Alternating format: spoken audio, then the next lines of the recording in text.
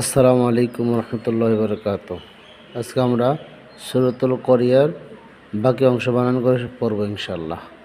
আউযু বিল্লাহি মিনাশ শাইতানির রাজিম। বিসমিল্লাহির রহমানির রহিম।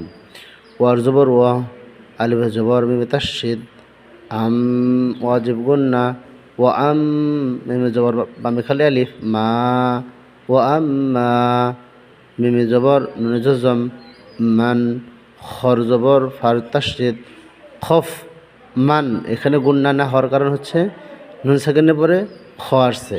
আমরা জানি যার হরফ ৬টি, হামজা আইন হা গইন খ, স্পষ্ট হবে। মান খফ ফার জবর তার জজম ফাত, খফাত। ওয়াম্মা মান খফাত মিম জবর মা, রর জবর বামে খালি আলিফ, র ওয়া জবর বামে খালি আলিফ, ও মা ও, জার জেরিয়ার জজম জি, নুনে পেশ নো, আর উল্লে পেশ হু, অক্ফ থাকার কারণে উচ্চারণ হবে জি নো, মাও জি নো, অথবা ধরতে পারবেন মাও জি নো হু ফা।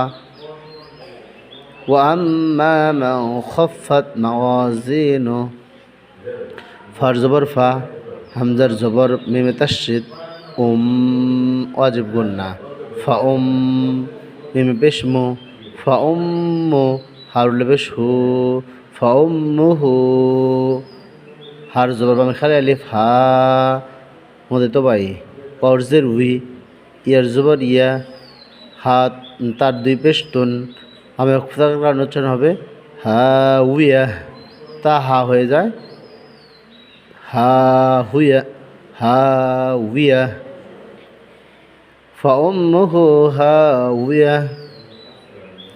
ওয়ার জবর ওয়া, মিমে জবর বামে খালি আলিফ, উপরে চিহ্ন চিকন, মা ওয়া মা, আলিফ জবর দালে তার জজম, আদ কলকল হরফ, র খার জবর এক আলিফ, র ওয়ামা আদ র, কাফে জবর কা, ওয়ামা আদ র কা, মিমে জবর বামে খালি আলিফ, মা হার জের হি, ইয়ার জবর তার জজম ইয়াহ, মা হিয়া, ওয়ামা আদরাকা মা হিয়া, নুনে জবর বামে খালি আলিফ, না রর দুই পেশ রুন, না রুন, হার জবর বামে খালি আলিফ হা।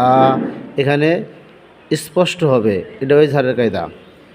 না রুন হা, ইমেজের মি, ইয়ার জবর ইয়া, মিয়া তার দুই পেশ তুন, বামে অক্ফ মিয়া, না রুন হা মিয়া।